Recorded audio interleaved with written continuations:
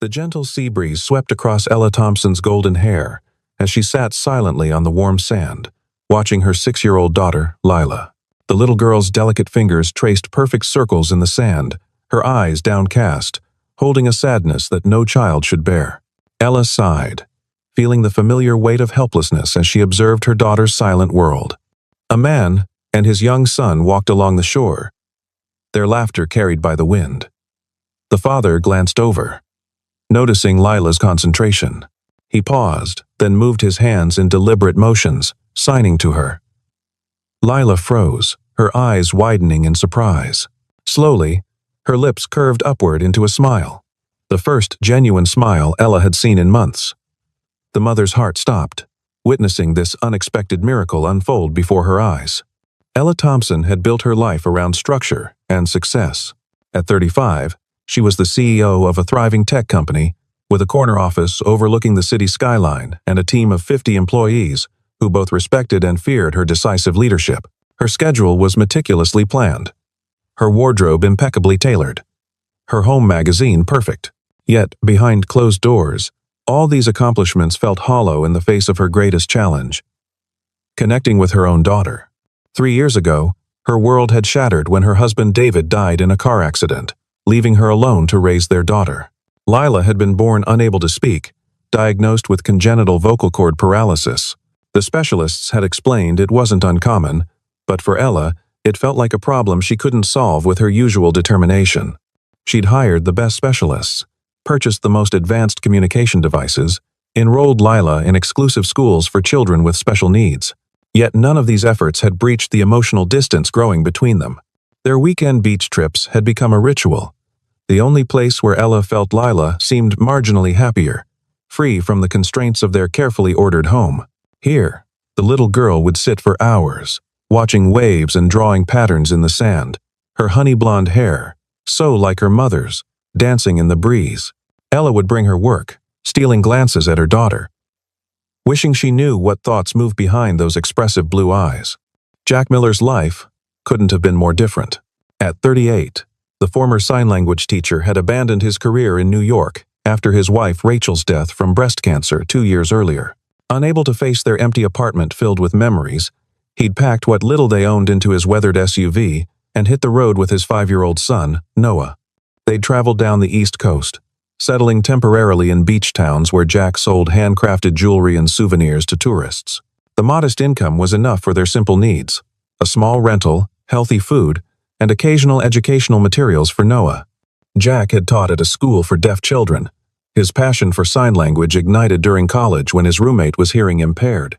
After Rachel died, he'd made sure Noah maintained both verbal language and sign language skills, a connection to the mother who had signed bedtime stories even from her hospital bed.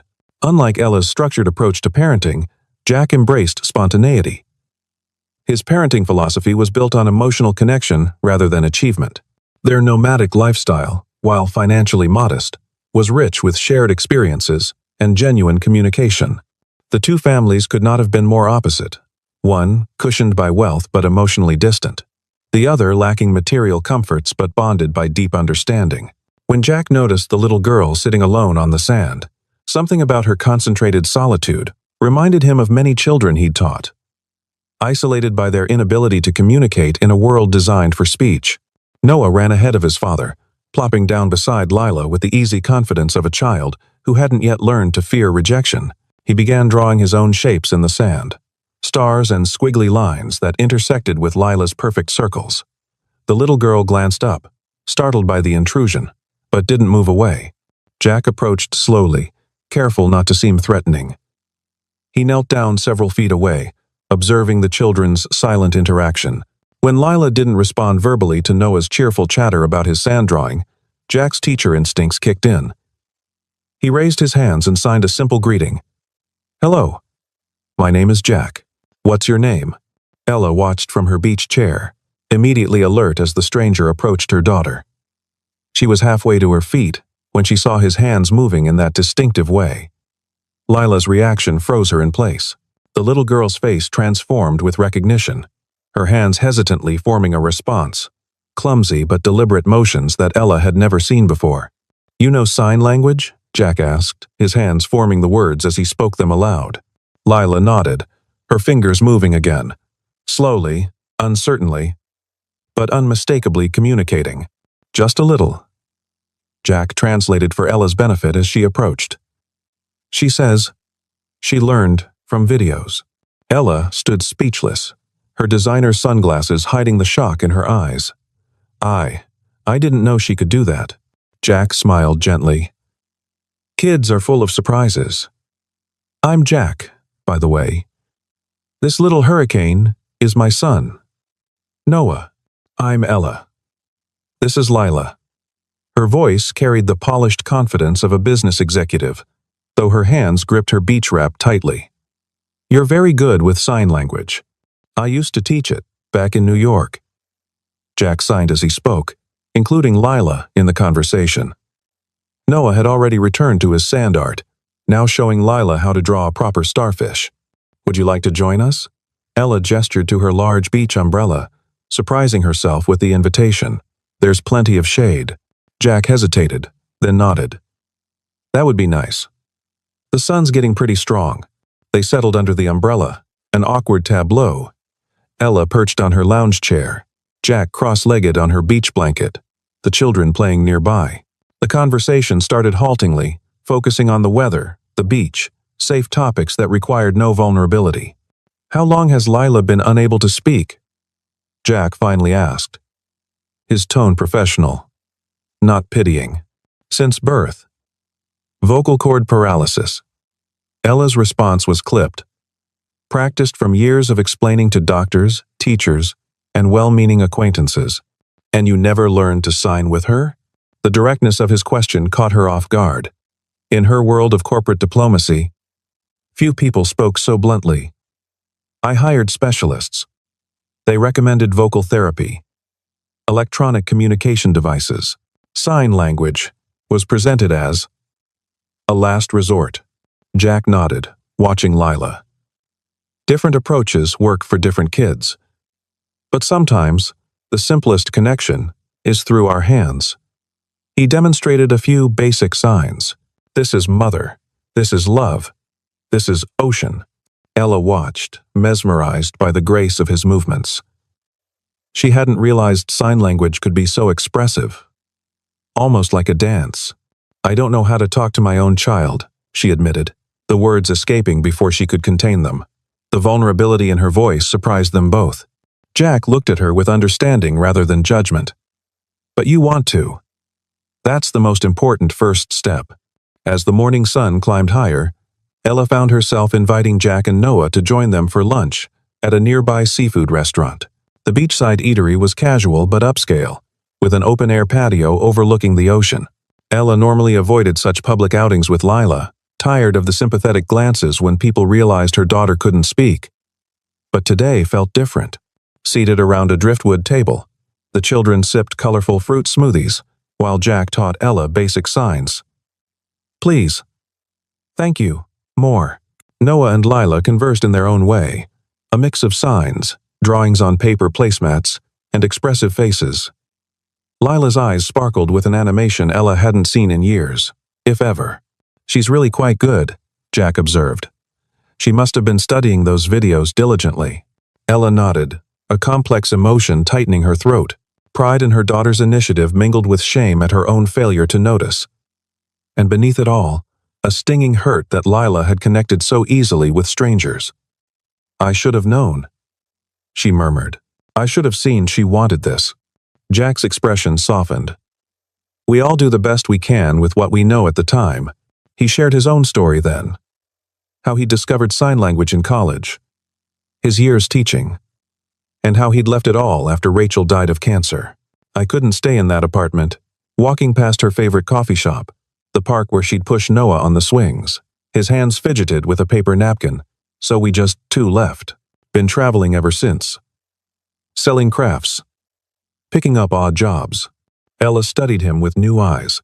This man with worn jeans and calloused hands, who possessed a patience and emotional intelligence she'd never mastered despite her MBA and executive coaching. She thought of all the nights she'd worked late, leaving Lila with nannies, believing she was building security for their future. Had she been missing what truly mattered all along? It must be difficult, she said. Moving from place to place. Jack shrugged. Sometimes. But we're together. That's what counts. He glanced at Noah, who was teaching Lila how to fold the paper placemat into an origami boat. Kids are resilient when they feel loved and heard. The words lingered in Ella's mind, long after lunch ended. Loved, yes. She loved Lila fiercely. But heard? How could she hear a child who couldn't speak, whose inner world she'd never accessed? The realization that she'd failed her daughter in such a fundamental way gnawed at her, even as they returned to the beach for the afternoon. Back on the sand, Jack produced a simple kite kit from his beach bag. Anyone up for some flying? The children bounced with excitement while he laid out the supplies. Colored paper, thin wooden sticks, string, and tape. I haven't made a kite since I was a kid, Ella admitted, kneeling on the beach blanket. It's like riding a bike, Jack assured her. Your hands remember. They worked together. Adults helping children. The atmosphere, relaxed and playful. Ella found herself laughing at Noah's jokes, her professional facade dissolving in the sea air. When Lila struggled with taping her kite's cross supports, Ella moved to help. To her surprise, her daughter reached for her hand first, her small fingers wrapping around Ella's wrist. Then Lila's other hand moved in deliberate motions. I love you, Mom. Ella froze, her vision suddenly blurred with tears. Jack, noticing the moment, translated softly. She said she loves you. A sob caught in Ella's throat as she pulled Lila into her arms, holding her close.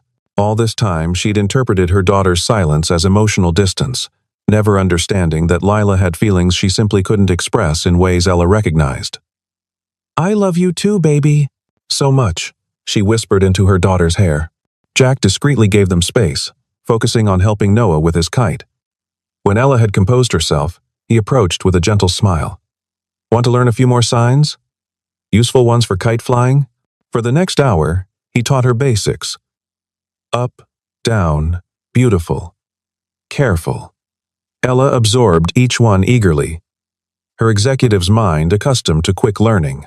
Lila watched with wide eyes as her mother signed to her, responding with enthusiastic nods and signs of her own. Their kites eventually soared high above the beach. Noah's red diamond, Lila's blue triangle, and a larger yellow one the adults had made together. When the wind shifted unexpectedly, tangling the strings, they all collapsed in laughter on the sand. Let's build a sand castle, Noah suggested, already digging with his plastic shovel. Soon they were all involved, constructing an elaborate fortress with moats and towers. Ella's designer swimsuit was smeared with wet sand, her manicured nails packed with grit, but she couldn't remember the last time she'd felt so present, so unburdened by responsibilities and expectations. Lila's face was transformed, her eyes crinkling at the corners when she smiled, a silent laugh that spoke volumes.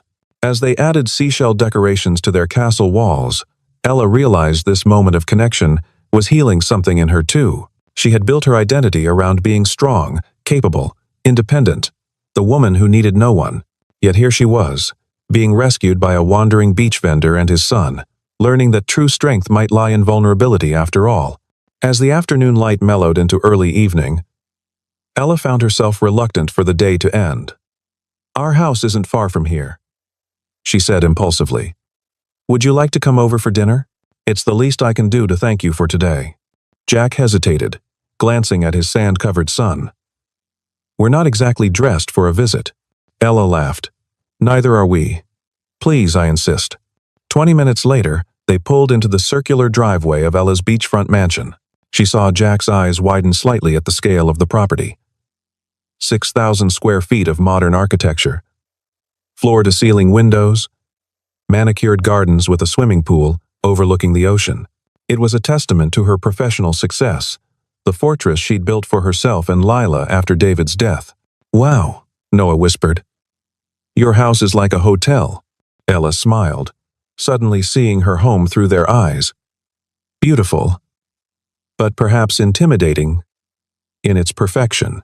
She led them through glass doors to the terrace, where Lila was already pulling Noah toward her outdoor playhouse.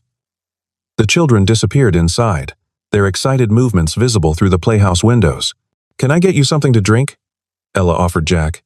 "Water, beer, wine?" "Water's fine." He stood awkwardly by the edge of the pool, hands in his pockets. Ella returned with drinks, noticing how out of place Jack seemed amid the luxury surrounding them. His tan skin contrasted with the white designer furniture, his casual clothes at odds with the curated aesthetic of the space. Yet his eyes reflected the same warmth they'd shown at the beach, his smile genuine despite his obvious discomfort. "Your home is beautiful," he said simply. "Thank you. It's more house than we need, honestly." Ella sipped her wine. "David, my husband, he was in real estate development. He bought this place before." She left the sentence unfinished. Jack nodded in understanding. "It's hard, isn't it? Living with the plans you made together, when suddenly it's just you making all the decisions." Exactly. Ella rarely found someone who truly understood the complexity of grief, the way it lingered years after the initial shock. "The hardest part is knowing what's best for Lila. I keep thinking David would know better than I do." "I doubt that's true," Jack said. "You're a good mother, Ella. You're trying." His words touched a tender place inside her. When was the last time anyone had told her she was doing well as a mother? In the corporate world, she received constant feedback, performance reviews, metrics of success. But parenthood offered no such clarity, especially with a child she struggled to understand. "If I hadn't met you today," she wondered aloud, "would I ever have discovered how to communicate with her? Would I have missed this connection forever?" Jack watched the children playing. "You'd have found your way eventually. Love always does." Ella studied his profile. This man who spoke of emotions with such ease. "Would you consider? I mean, I could hire you to teach us both. Sign language, I mean. You're clearly excellent at it." And Lila responds to you. The offer hung between them, clearly unexpected. Jack's expression shifted, becoming more guarded. "I appreciate the offer, but I'm not looking for employment. Especially not." "Not what?" Ella pressed. He gestured vaguely at their surroundings. "This isn't my world, Ella. Noah and I, we're just passing through." Before she could respond, the children raced back to them, Noah clutching a toy airplane Lila had given him. "Mom," he called to Ella, then immediately looked mortified. "I mean, sorry, I didn't mean to call you Mom." Ella's heart constricted at the slip. How lonely the boy must be for a maternal figure. How confusing to navigate childhood without his mother. "It's okay, Noah. I don't mind at all." Over dinner on the terrace, grilled fish and vegetables prepared by Ella's housekeeper, the conversation flowed more easily. As darkness fell, the pool lights cast a blue glow across their faces, and strings of garden lights twinkled like earthbound stars. By the time they said goodbye, exchanging phone numbers just in case, something had shifted between them. A fragile connection neither was quite ready to name. 3 days later, Ella found herself driving to the beach again, alone this time. She'd left Lila with her nanny, claiming a business meeting, though her calendar was clear. In the passenger seat lay a sign language book she'd ordered with overnight shipping. The evening air was cool as she walked along the shore, scanning the small collection of vendor carts. She found Jack's stand just as he was packing up for the day, a weathered table displaying handmade jewelry and small wooden toys. He looked up in surprise. "Ella, is everything okay? Where's Lila?" "She's at home," Ella replied, suddenly uncertain why she'd come. She held up the book awkwardly. "I wanted to learn, to understand my daughter, and to understand you." In the fading light, Jack's expression softened. He set down the necklace he'd been wrapping, his movements deliberate, as if buying time to process her words. "I'm not that complicated," he said finally. "I think you are." Ella stepped closer. "You lost your wife. You gave up your career. You're raising your son alone, just like I'm raising Lila. But you seem so at peace with it all." Jack laughed, though the sound held little humor. "Trust me, I'm not. I'm terrified most days, afraid I'm failing Noah. Afraid we'll never feel stable again." He ran a hand through his hair. "I just hide it better than most." Why did you really leave New York? Ella asked, sensing there was more to his story. Jack was quiet for a long moment, his eyes on the horizon where the last light was fading. After Rachel died, I couldn't afford our apartment anymore. Her medical bills. He shrugged. I sold everything, paid what I could. The school was understanding, but they needed someone reliable. Not a single dad having panic attacks in the supply closet. The vulnerability in his admission moved her. This wasn't the carefree nomad she'd imagined, but a man carrying burdens perhaps as heavy as her own. I'm sorry, she said softly. That must have been incredibly difficult. It still is. He met her eyes directly. I worry about being the poor dad at school functions. About Noah feeling different from kids who have two parents and stable homes. I worry about money constantly, about being enough for him. Ella stepped closer, the sign language book still clutched to her chest like a shield. You are enough. I saw how Noah looks at you. He adores you. Jack's smile was tinged with sadness. Kids are forgiving that way. He gestured to the book. So you're really going to learn? Yes. Ella's voice was firm. Will you help me? Not as a job, but as a... She hesitated, unsure what to call this fragile connection between them. As a friend? Jack supplied, the word somehow inadequate yet accurate. Ella nodded, then raised her hands, carefully forming the signs she'd memorized from the first chapter of the book. Thank you for helping my daughter smile. Jack's eyes widened in surprise, then warmed with appreciation for her effort. Without thinking, Ella stepped forward and hugged him, a spontaneous gesture so unlike her usually reserved manner. His arms encircled her after a moment of surprise, strong and secure. The embrace lasted only seconds, but when they pulled apart, both seemed equally startled by the surge of electricity between them. I should go, Ella said, suddenly acutely aware they were standing on a public beach, the last sunlight long faded. Jack nodded, his eyes never leaving hers. We'll be here this weekend. Same spot as before. If you and Lila want to join us, we'd like that, Ella replied, already knowing she would rearrange any commitment to make it happen. The following weeks fell into a new pattern. Every Saturday, the four of them met at the beach, building sand castles, flying kites, exploring tide pools.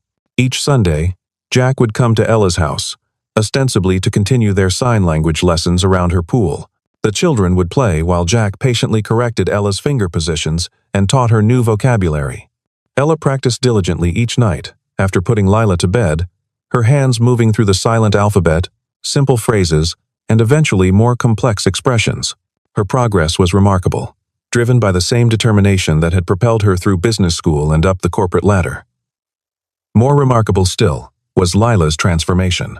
The formerly withdrawn child now greeted each day with enthusiasm, her hands constantly moving, expressing thoughts and feelings Ella had never known she harbored. One particularly beautiful afternoon, Lila presented Jack with a gift, a bracelet made of woven beach grass and small shells. Her hands moved gracefully as she explained, "Thank you for helping my mom smile." Ella, watching from nearby, felt tears spring to her eyes. Her daughter had noticed the change in her too.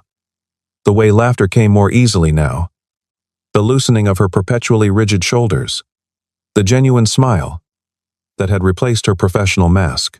Jack accepted the bracelet with appropriate solemnity, slipping it over his wrist with a bow of thanks. Watching him with Lila, Ella felt a warmth spreading through her chest that had nothing to do with the summer Sunday. He treated her daughter with such natural respect, neither condescending nor pitying. With Jack, Lila was simply Lila, a bright, creative child with her own way of communicating.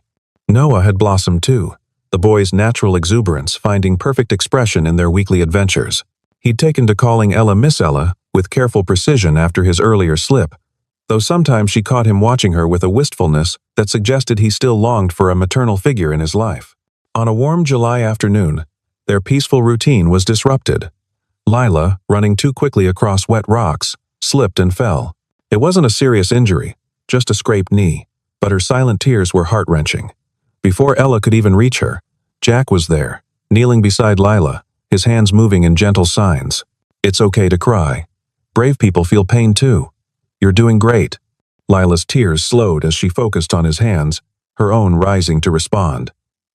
By the time Ella reached them with the first aid kit she always carried, Lila was actually smiling through her tears. Ella stood motionless, watching this man comfort her child with such intuitive understanding. Something shifted inside her, a recognition too powerful to deny. Maybe, she whispered, more to herself than to Jack. We're already a family. The words hung in the salt-laden air between them. Unacknowledged, but unmistakable. Their comfortable routine continued through the summer, each week bringing them closer. Ella found herself sharing confidences she'd never voiced aloud, her fears about raising Lila alone, the crushing loneliness of her supposedly enviable life, her doubts about whether her corporate success meant anything if she couldn't communicate with her own child. Jack reciprocated with his own truths, his financial anxieties, his guilt about Noah's unstable childhood, his fear of staying in one place too long and having to truly face his grief. Between sandcastle competitions and swimming lessons, they were building something neither had expected to find again: trust.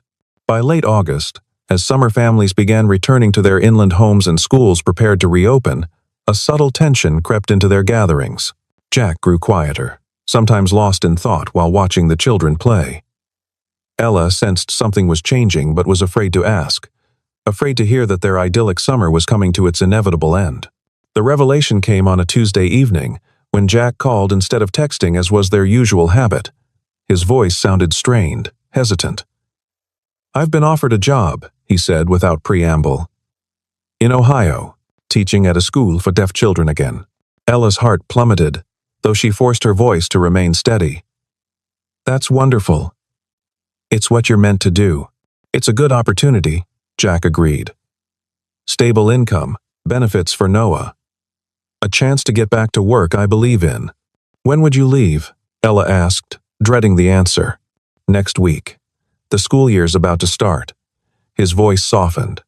"Ella, I never meant for this summer to become so complicated." "Neither did I," she admitted, thinking of all the ways her life had transformed since that first day on the beach. How could she return to her former existence now, knowing what connection truly felt like? How could she explain to Lila that the people who had helped her find her voice were disappearing? "We'll keep in touch," Jack promised. The words hollow, with the knowledge that distance would inevitably change whatever had grown between them. Ella said all the right things. Congratulations, best wishes, promises to call. But after hanging up, she sat in her perfectly appointed living room and wept for the first time since David's funeral. The next few days passed in a blur of forced normality. Ella didn't tell Lila immediately, unable to bear her daughter's reaction. But children were perceptive, and Lila sensed something was wrong. She grew quieter, her hands still, her eyes watchful. When Ella finally explained using the signs they'd practiced all summer, Lila's face crumpled in silent anguish. That night, she refused dinner, curling on her bed with a framed photo of the four of them at the beach. On her small whiteboard, she'd written in careful letters, "I miss Jack." The day before their planned departure, Jack brought Noah to say goodbye. They met on the beach where it had all begun. The September air cooler now. The tourist crowds thinned to locals and retirees. The children played at the shore's edge, while Ella and Jack sat awkwardly on her beach blanket, a careful distance between them. "Noah's excited about the new school," Jack said, filling the silence. "They have a good music program. He wants to learn piano." Ella nodded, her throat tight. "Lila hasn't been eating well since I told her." Jack's face reflected her pain. "This is why I don't usually—" He trailed off, gesturing vaguely. "Get involved. It's easier when it's just the two of us." "Is it really?" Ella challenged gently. "Easier? Or just safer?" Before he could answer, Lila came running up the beach toward them, her face streaked with tears. She threw herself into Jack's arms, her small hands moving frantically. "Don't go. Please don't go. We need you." Jack held her gently, his own hands signing back reassurances. "We'll visit. We'll video call. You can show me everything you're learning." Lila shook her head vehemently, continuing to sign with increasing distress. Ella watched, her heart breaking for her daughter, who had finally found her voice only to lose the person who best understood it. With sudden clarity, Ella knew what she needed to do. She stood up, her hands moving with deliberate precision in the signs she'd practiced for weeks. "Stay with us."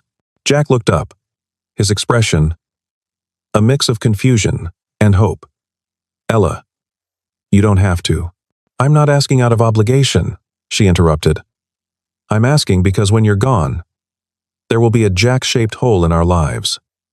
Because Lila smiles when you're here. Because I've spent 3 years building a beautiful cage for us. And you showed me the door was open all along." Noah had joined them now, standing beside his father with questioning eyes. Jack looked from Ella to the children, then out to the horizon, where sky met ocean. "My job," he began. "There's a school for deaf children 20 minutes from here," Ella said. "I checked. They're always looking for qualified teachers." Jack's surprised laugh held equal parts wonder and caution. "You've thought this through. I'm a CEO. It's what I do." Ella knelt in the sand beside him, no longer caring about her designer sundress. "I'm not asking you to move in or make promises. I'm just asking you to stay in our lives while we figure out what this is." Lila and Noah watched with matching expressions of hope as Jack considered Ella's words. Finally, his hand reached for hers, their fingers interlacing in the warm sand. The children erupted in silent celebration, Lila's hands moving too quickly to follow, Noah jumping with unrestrained joy. Jack didn't accept the teaching job immediately. Instead, he found an affordable apartment nearby, continuing to sell his crafts while exploring local opportunities. But he was at Ella's house almost daily, for dinner, for sign language practice, for weekend barbecues by the pool. The transition was gradual, organic, neither of them willing to rush what was building between them. By October, Jack had accepted a position at the school for children with special needs, where his expertise in sign language was highly valued. His natural teaching abilities quickly made him a favorite among students and parents alike. When the school hosted an open house, Ella attended proudly at his side, watching him in his element with undisguised admiration. Lila transferred to the same school in November, blossoming in an environment where her form of communication was not just accommodated but celebrated. She made friends quickly, her natural creativity and intelligence finding full expression now that language barriers had fallen away. Each evening, she would eagerly show Ella new signs she'd learned, the two of them practicing together. Noah entered the local public school, where he quickly became known for teaching his classmates basic sign language during recess. He spent weekends at Ella's house, his own room gradually accumulating toys, books, and artwork.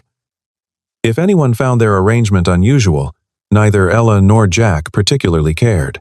In December, Ella organized a community workshop called Wordless Connection, inviting parents of nonverbal children to learn basic sign language in a supportive environment. Jack led the training, his gentle teaching style putting nervous parents at ease. At the end of the session, Lila took the stage, her hands moving confidently as she addressed the group. "Thank you for learning with us. When you learn to sign, you show your love." Ella, watching from the sidelines, felt a pride so intense it brought tears to her eyes. This confident child, expressing herself eloquently before a room full of strangers, was worlds away from the withdrawn little girl who had traced silent circles in the sand just months ago. As winter yielded to spring, the four of them settled into a rhythm that felt increasingly like family. Though Jack maintained his separate apartment, he spent most nights at Ella's house, reading bedtime stories to both children, spoken for Noah, signed for Lila.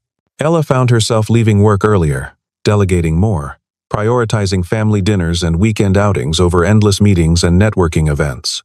One perfect May afternoon, nearly a year after their first meeting, Jack suggested a return to the beach, where it had all begun. The children raced ahead. Noah now fluent in sign language, the two of them communicating in their special hybrid of signs, words, and private jokes. Jack took Ella's hand as they walked along the shore, the late afternoon sun casting long shadows across the sand. "Do you ever think about how differently things might have turned out?" he asked. If Noah hadn't sat down next to Lila that day, Ella squeezed his hand. "I try not to. It frightens me to think we might never have met." They stopped where the children were constructing an elaborate sand fortress, complete with moat and shell decorations. When Lila and Noah were sufficiently absorbed in their project, Jack turned to face Ella, his expression suddenly serious. "I have something to ask you," he said, his hands simultaneously forming the signs. Then, to her complete surprise, he knelt in the sand before her. "Ella Thompson, will you marry me?" Ella's laugh bubbled up through her tears, her hands forming the response without hesitation. "Yes." The children looked up at Ella's laugh, immediately understanding what had happened. They abandoned their sandcastle, rushing over to envelope the adults in a group hug. Noah grabbed a stick, drawing an enormous heart in the wet sand, while Lila clapped her hands in silent joy. Their wedding took place on that same beach 3 months later. A simple ceremony with just a few close friends and colleagues in attendance. Ella wore a flowing ivory dress that danced in the ocean breeze, her feet bare in the sand. Jack stood tall in a light linen suit, Noah beside him as best man, proudly bearing the rings. Lila walked down the makeshift aisle scattering flower petals, her face alight with happiness. The officiant spoke both aloud and in sign language, ensuring every word was accessible to all. When it came time for vows, Jack and Ella expressed their promises in both spoken words and flowing signs, a perfect symbol of the bridge they'd built between worlds. As the sun began to set over the ocean, casting golden light across the gathering, the newly formed family of 4 stood together at the water's edge. Noah and Lila splashed in the gentle surf while Jack wrapped his arms around Ella from behind, his chin resting on her shoulder. "Happy?" he asked simply. Ella turned in his embrace, no words necessary, as she signed her response. Complete. 4 hearts that had been broken in different ways had found their way to each other on this beach. Through hands that spoke when voices couldn't, through patience and understanding, through the courage to be vulnerable, they had created something beautiful from their separate sorrows. A family defined not by blood or circumstance, but by love in its purest, most healing form.